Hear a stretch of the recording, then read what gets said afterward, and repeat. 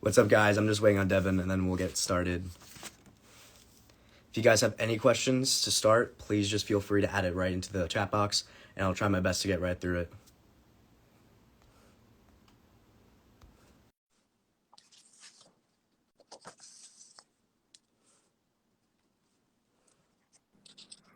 There Yo, you are. What's up, man? what's up, man? Alive. Awesome. Can you hear me well? Yeah, yeah. Awesome. It's great to actually get to talk to you, Yes, like, sir. for real this time. Yeah. Um, oh my God, my friends in the comments already. All right. Anyway, so any serious questions, please leave them below. All right. Awesome, man. So I guess first off, just kind of, tell me a little bit about you. However you want to go about it. Do you want to talk about your transitioning story quickly first? How you got into bodybuilding? Whatever you want to do, I'll let you go through it. Cool. So obviously my name's Devin. Um, as far as bodybuilding and all of that, like I always grew up playing sports. Like I was always the tallest kid. So my dad put me in basketball. He put me in soccer and like sort of forced me to be around people and be athletic. So when I played basketball in high school, they had us in the weight room doing like basic shit like squats and stuff like that. But obviously Mhm. no emphasis on form. And then I left home when I was 18 and I was like mad fucking skinny. Like I remember you did a post recently about like trans guys feel like the way to be more masculine is like fucking diving themselves into the ground. And Mhm. that's like true as shit. So honestly, like I'm 5'10" and I think I weighed like 140, which is like very not good. So then at that point I was like, fuck, like I can't see my abs. Like I was Mhm. training every day, like which is also not good for recovery, but Nope. I was like, okay, like how do I take this to the next level? So then I just started eating a shit ton and like doing research, like Greg Doucette, MPMD, like stuff like that. And I was like, okay, like I was starting to see results, and then I started taking it seriously, and I really started to see results. So now it's been 3 years, and we're here. So I mean, yeah, that's the rundown on that.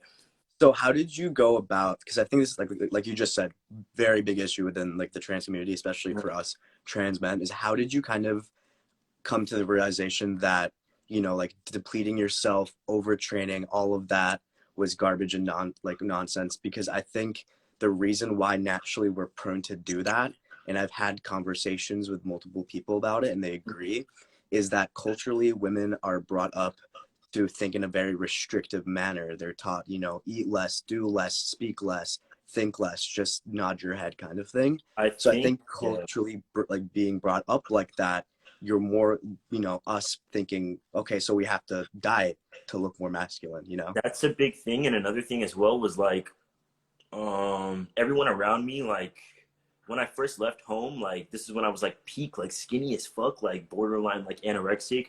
Everyone around me, like I was in a medical assisting course, and everyone around me was like eating like shitty ass food. Like we would go out to lunch and like Tijuana Flats, like just a bunch of disgustingness. And I was like, ew, like I always hated like junk food, so I was like, oh, I'm gonna go the opposite. You know what I mean? So I would just like, dude, like I was just eating like rice cakes and almonds and shit like that. Like I was like starving. And a big thing of that was when I was training, like I was the first year I always say doesn't count because I was simply just doing like 2 hours of cardio, like stepper, spinning bike, treadmill, like HIIT shit.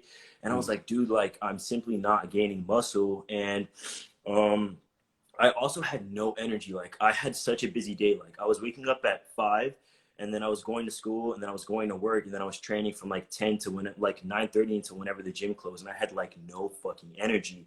So that was the biggest aspect, was not having energy. And then as well, like people, like I felt weak. Just like, okay, I was on testosterone, so I was like, okay, like I should be feeling stronger now. But like wherever I went, like comparing myself to other guys, I was like, okay, like I'm as tall as them, but I felt like physically inferior. You know what I mean? So it was Mm-hmm. like, okay, like I just really wanted to feel stronger, if that makes sense. So, and then also like at the gym I was training at, a lot of the guys from high school sort of like were into powerlifting. So they're like, okay, Devin, like start deadlifting, benching, squatting, stuff like that. And they're like, bro, you got to eat, like you got to eat. So that was a big factor as well. Yeah, for sure. But it also like you said, has a lot to do with society, like just being like, ooh, like it's not, even though obviously we have no desire to be ladylike, but these things are like subconsciously, I guess, programmed into us. So it's like, Mm-hmm. ooh, it's not ladylike to eat a shit ton of food, stuff like that. So that's, yeah, I feel like that's the biggest thing, was that I was feeling weak.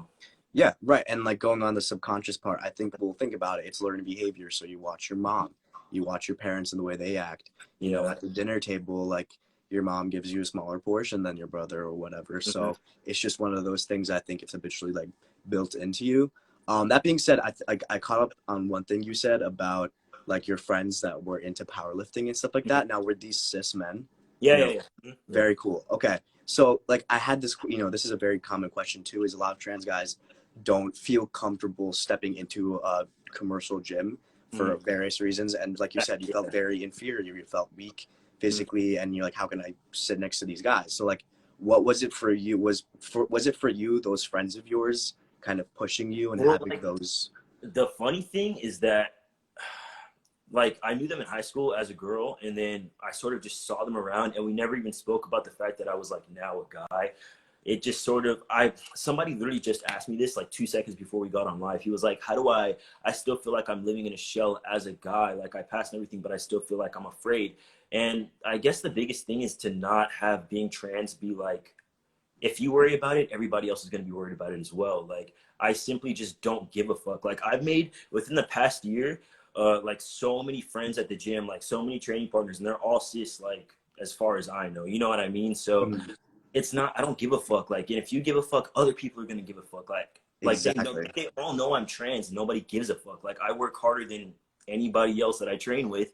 Maybe it's like I feel like I have to overcompensate, but also as well like dude, like nobody fucking care. Like, of course, some people would care, but if you're worried more about my fucking gender than training, then we don't need to train together. Like, Exactly. And like that, that's a big thing. Like I always tell people like the reason why I think for myself that my transition went pretty well, mhm. even socially, is because I never really made a big deal about it. You know, Yeah, I was like, like my nickname has always been Alex. No one ever really called me anything different, which is in obviously my favor. yeah, But besides that, I never made myself the black sheep. I was like, yeah, I'm trans. Like, I always made people feel comfortable to come up to me and ask me questions. I never was mad if they, in the beginning, yeah, people by accident still said she to me, but I it's realized it not, was yeah, just because they've been saying she for years that it's not they're like just today for me. Yeah. Mhm. it's nothing personal. They just need time to adjust. And I Yeah. never, put people down for it or anything. I said, listen, it's okay. I was just really, really laid back about it. And because of that, I was able to, people really accepted me pretty quickly. And I even got to like, for me at least in high school, I was the only trans guy, Hmm. period. So, and in my middle school too, because I transitioned very young. Yeah. So I was, uh, I was about 13 when I started transitioning technically at 11, but finished the whole process of like the therapy and like going to Damn, all these bro, I specialists never and knew it stuff. was that early. Yeah, I was very young. So I went to this place in the city called the Acronym Institute, and all they do is child psychology. And they had a psychoanalysis that specifically dealt with gender issues and topics of that nature. And it was pretty much like a 2 day long like analysis of me. They Hmm. had me like alone talking to her. They would bring my dad in, see how we communicated, how me and my mom communicated, them alone without me. Pretty much, they just wanted to see if there was something going on within the family Yeah. balance that maybe made me feel a certain type of way. But I came out of it and they're like, yeah, like it's a typical case. And then it was like a 2 year process to get the ball rolling. But regardless, I pretty much, because I was so calm about it and like, transparent, I sat down with the principal of my middle school. And like, again, I was the first trans ever in that whole school district. So they wanted to sit me down and pretty much just be like, hey, like, we want to make this work. They honestly, it wasn't a lot of like exposure. There wasn't like being trans wasn't that big yet.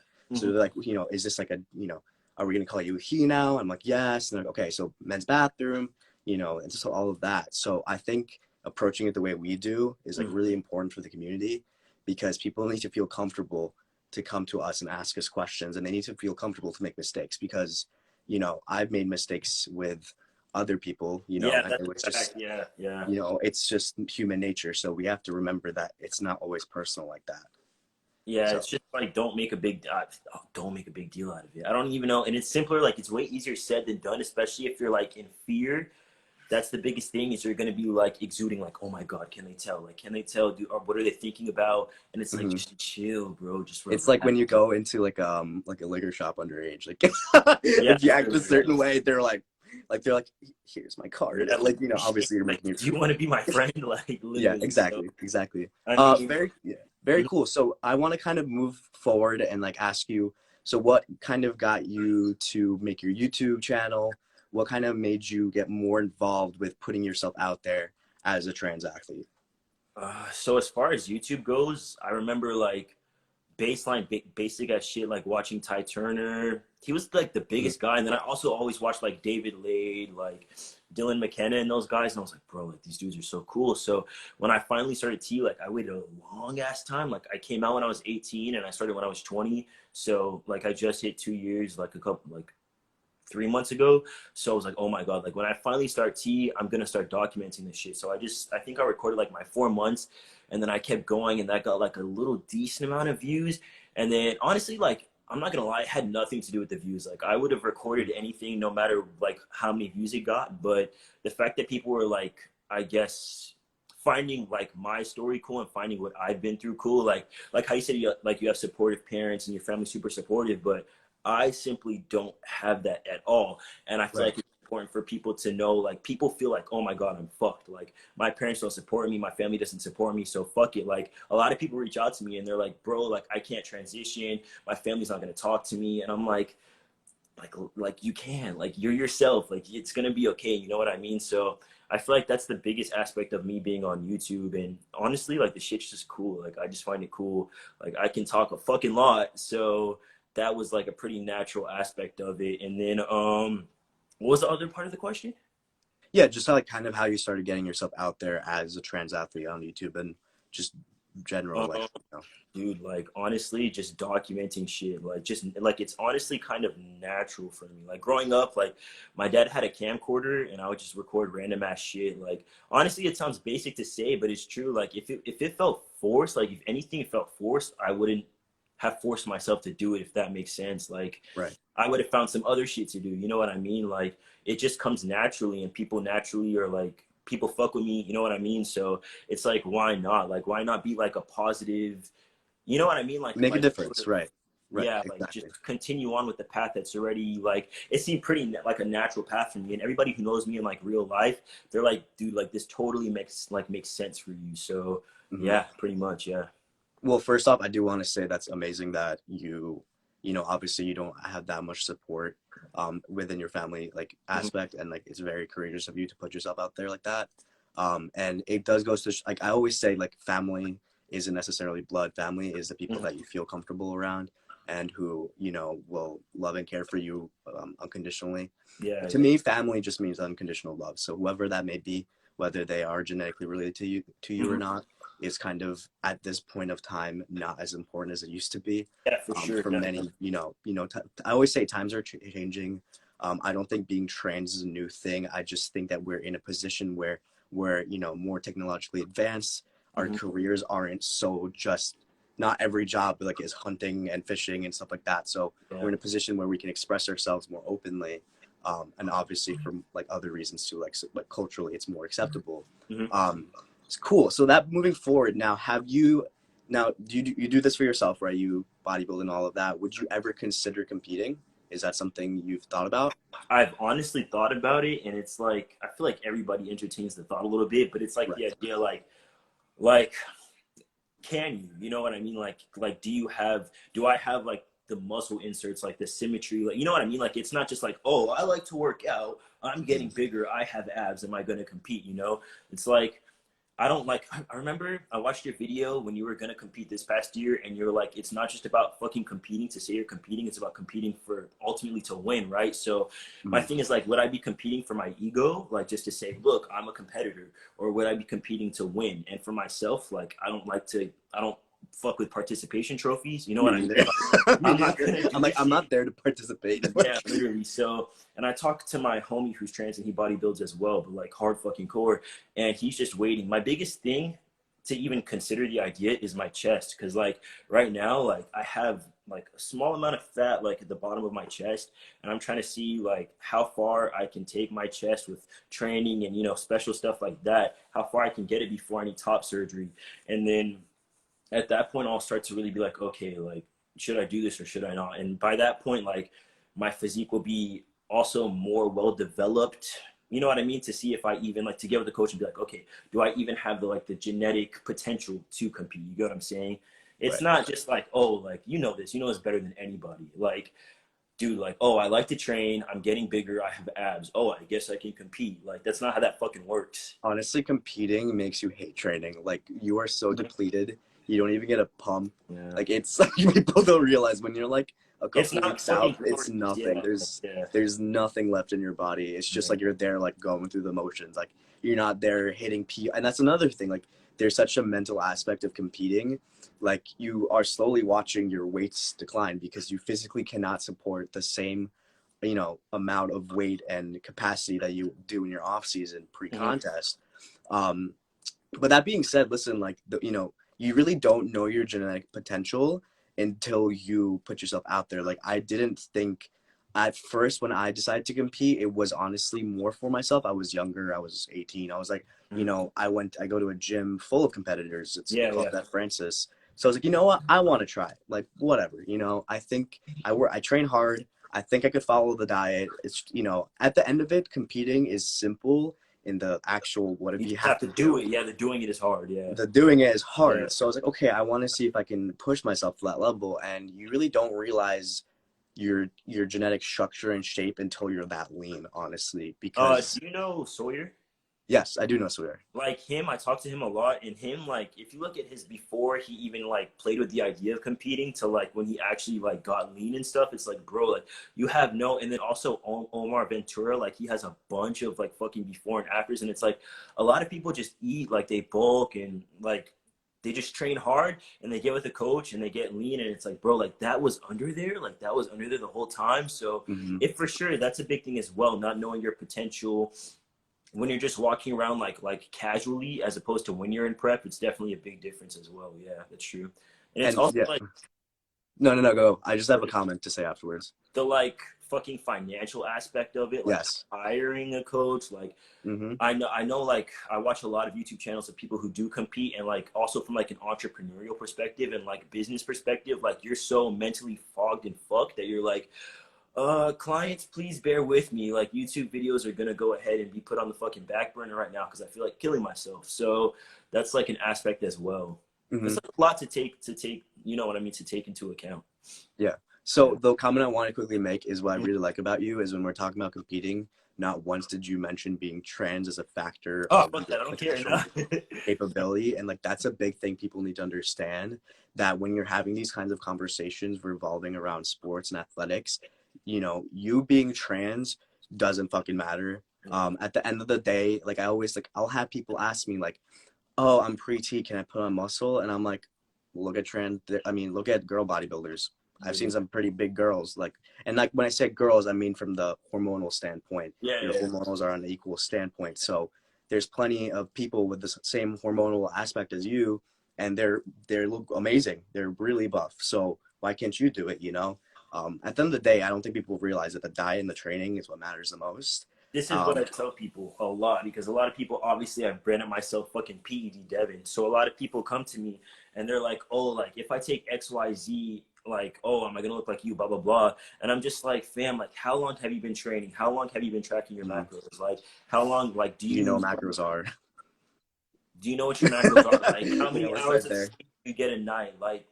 Like so many factors go into it. Like if you look like shit before anything, including like just regular HRT, you're gonna look like shit afterwards. Like it has nothing to do with like obviously it has a lot to do with like being on testosterone, but you're not just gonna all of a sudden take testosterone and become, and a lot of guys learn this Hmm. the hard fucking way. Like you think just because you're taking T, you're gonna look like this fucking stud of a man. And it's like, fam, no, you have to put in the work. You have to track your nutrition. You have to fucking kill yourself in the gym, like literally kill yourself in the gym to see Hmm. results, like to even need your calories, you know what I mean, to build your muscle up. So there's just so many things that go into it that people don't I guess no. I guess it's just lack of knowledge to a certain extent. But yeah. I always say this metaphor to my clients. I'm like, listen, let's think of it from like a painting perspective, right? Because bodybuilding, you're sculpting your body, right? So it's very similar. So if you had a canvas and a paintbrush, the canvas is the training, the hormones, and everything else that you're setting yourself up. But at the beginning, it's still fucking blank. You haven't done anything yet. The actual diet and what everything you put into it is the actual paintbrush. That's what's gonna dictate what the canvas looks like and what you look like. So so if you're coming, and then another thing people don't understand is hormones, especially testosterone or anything androgynous, androgenic, my bad, androgenic it's gonna raise your cholesterol as well. It's There's gonna so raise, fucking bro. The blood people don't cancer, bro. understand that if you're already overweight, your cholesterol is most likely high. So starting Dude, testosterone is just gonna make that even worse. It's not gonna really help you like you think it would. it's Um, yeah, it's like you're reading my DMs. I swear to fucking God, literally, like I swear, it's like you don't under even just being like a regular guy being on testosterone. Like my HDL is like HDL. Mhm. I'm pretty sure. Yeah, it's just naturally raised simply from, and also like my red blood cells, like Your LDL. oh, LDL, there we go. Yes. Is like simply, literally just raised simply from being on standard. Like before I ever did anything whatsoever, it was already elevated just because if that's what you're genetically predisposed to, then that's what's gonna fucking happen to you. And it's Mhm. like taking anything else on top of that, and you haven't like that's a whole nother field of research. That's not just I'm gonna watch a YouTube video. You know what I mean? So it's like even regular testosterone, I feel like we should be taking something as far as like blood pressure support, like cholesterol, stuff like that. But Agreed. I do it for myself and I try to like spread that as well. But people are going to gravitate to what they gravitate to. But that's such a big aspect. And like you said as well, being overweight, like I had a guy reach out to me in my DMs and he was like, my test level is at 550, but like I'm not like seeing changes, blah, blah, blah. And he was like, I'm also overweight. And I'm like, Bubba, there's other things that go into it besides testosterone. Right.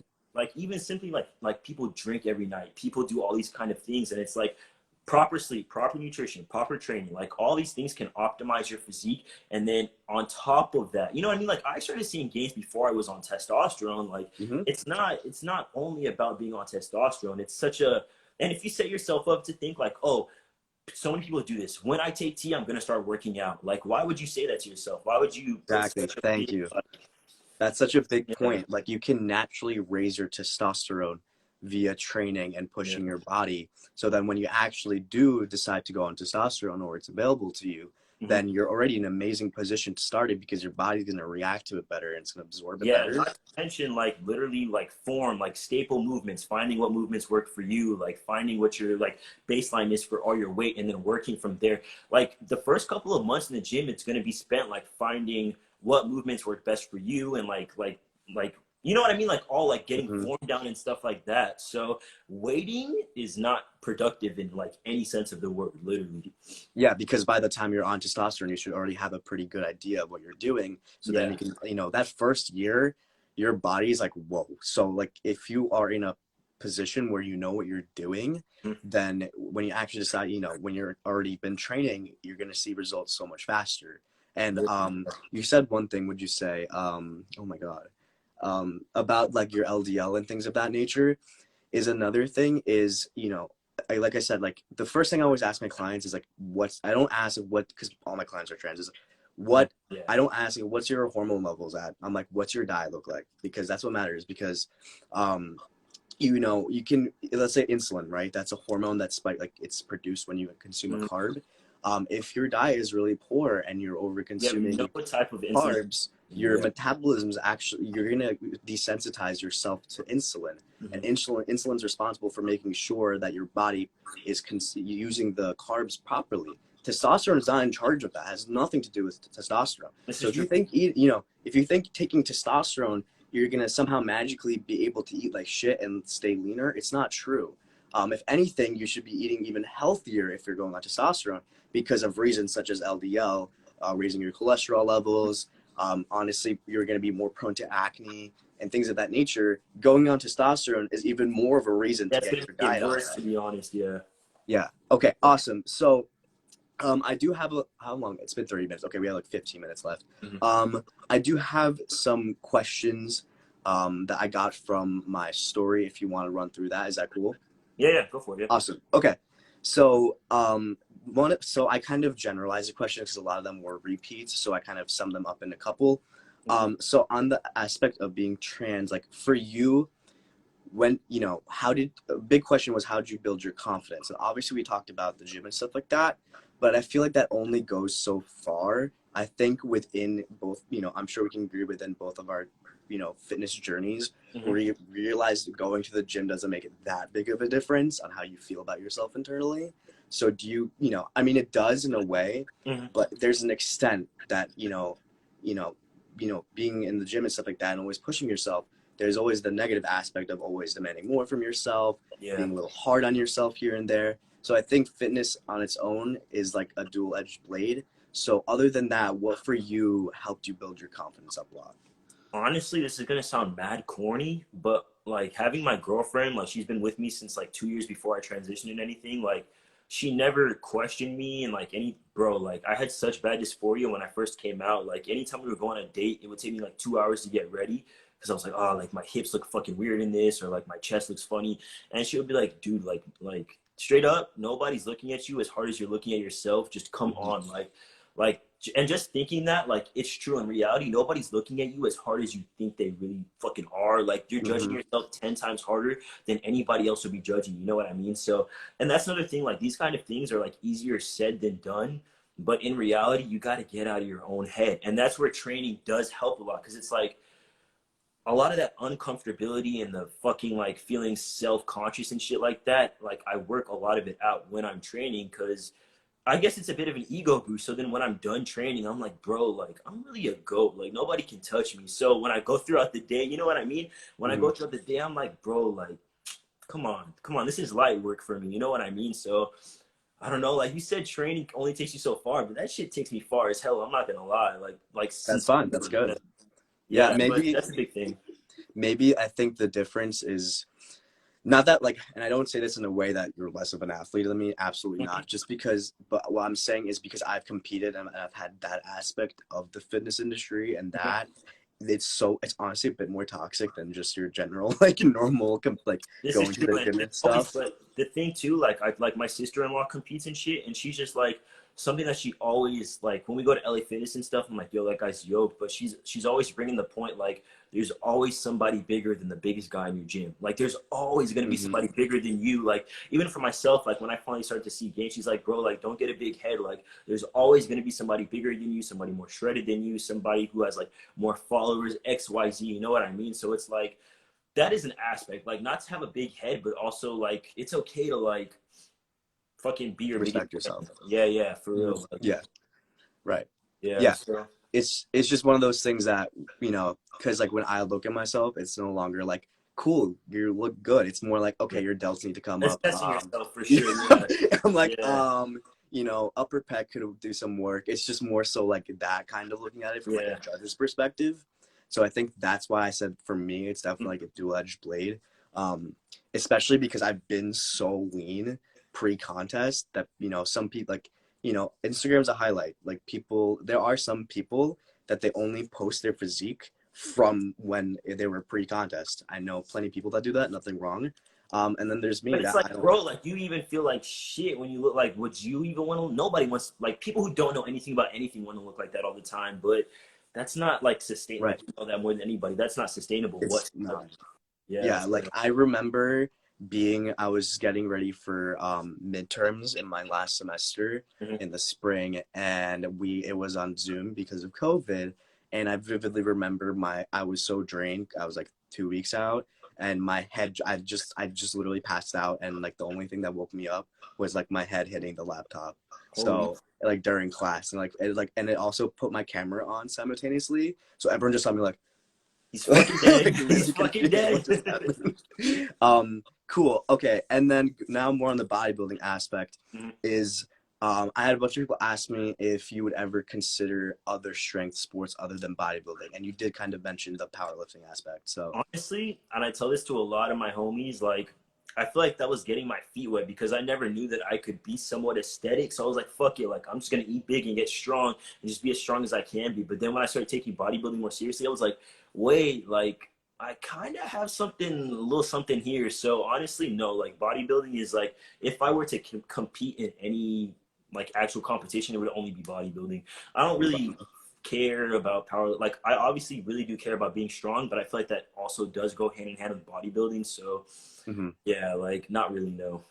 No? Okay. Ah, Now with competing, do mhm. you know what class have you considered? Like, do you know which class you're kind of leaning towards if you decide to compete? So honestly, I just started taking like training my quads and my hammies and shit more seriously. Like I don't know. It depends on how long. Like if I say I was to compete like next year, for example, I would just be fucking forced into a corner of competing in physique just because my fucking legs are like not super good. You get what I'm saying? Hmm. But it's like I have been like I found a sick love of leg day.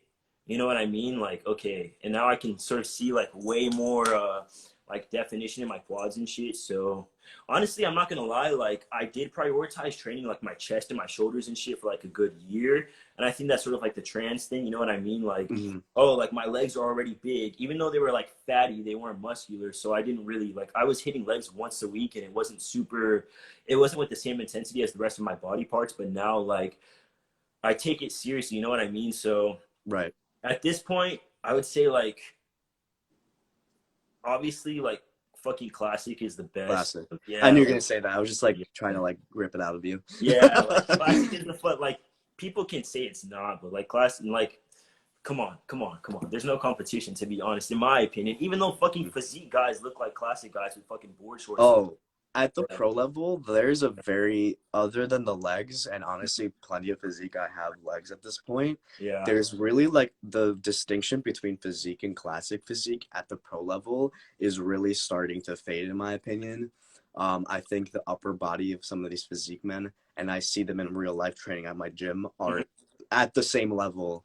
I don't know if you know who Victor Martinez is. He's actually an open bodybuilder, but I've seen No. him, he's an open bodybuilder. He's gotten Mhm. like fourth at Mr. Olympia or something like that. Don't quote me on that, but he's done very well. Mhm. Victor Martinez, open bodybuilder, Olympia level, next to pro physique guy, and the upper bodies wasn't like that drastic of a difference. So I was like, okay, So we it's need to like the start only separating difference is them. really like I guess their quads, like their calves and Yeah, shit like that. But even some classic guys lack quads, Ian. But like or calves, my bad. Like, bro, like some of these like Ian's calves were fucking like me and my homie were mhm. going in on him. Like a lot of guys, I don't know if that's because Arnold called it out, but come on. Everybody who's on this fucking live, please train your calves, please. Like Yeah, please. Jesus I Christ. actually always train calves first. Yeah. So I train calves on back days and leg days, and I have those days pretty separated. And I always do it first because I know myself, and I'm like, I'm gonna do this brutal session, and the last thing I want to do at the end is train my calves. So I That's just do it smart. Yeah. first, and then get out of the way, and I'm like, That's I'm done. smart. I That's did it. smart. You know. Yeah. Awesome, man. Okay, we have like a couple minutes left. Do you want to add anything to the end? Any questions in the comments before we wrap this up? Let's see. I got those silly questions before, but those don't really count. Um, 1 second. What can I be taking for cholesterol, high blood pressure support? Do you want to take that one? What's that? I'm taking something Hawthorne berry, I believe it's called. Hawthorn berry is Yeah. good. Honestly, for cholesterol guys, also just I know it's like really repetitive on what we've been talking about, but just goes to show how Right. important it is. Your diet helps. Eating really good, we call it unsaturated fats, so olive oils, things of that nature. There's polyunsaturated fats such as Mhm. macadamia nut oil. Avocados are great. Just incorporating healthy omega fats too helps. It lowers inflammation. It's great for you. And you have to understand though, cholesterol isn't necessarily bad on its own. It's when it's too high that's bad. Everything in moderation is always, the best policy. And actually, cholesterol is the hormone in your body responsible for producing testosterone. So you don't want to lower it too much, Mhm. but you don't want to be it to a Just a level healthy where it range. Yeah. starts, you know. Mm-hmm. I said just within a natural, like a healthy range, to be Right. honest. Yeah. Exactly. Let me see. Hey, come on. I just saw your thing. Um, he was on I this. got a question from my homie on my story. He said Okay. if you could only do one movement for like your ultimate movement in bodybuilding, what would it be? For me, it Yeah. would be Hack squats. That's like my thing. Yeah, you're classic. You're showing. Because I was Yeah. gonna say bench. Like I I just love actually bench. don't barbell bench at all. Fun fact. It's people either love it or hate it. A lot of people are like, this shit has no purpose in bodybuilding, but I don't know. It depends on how you approach it, I guess.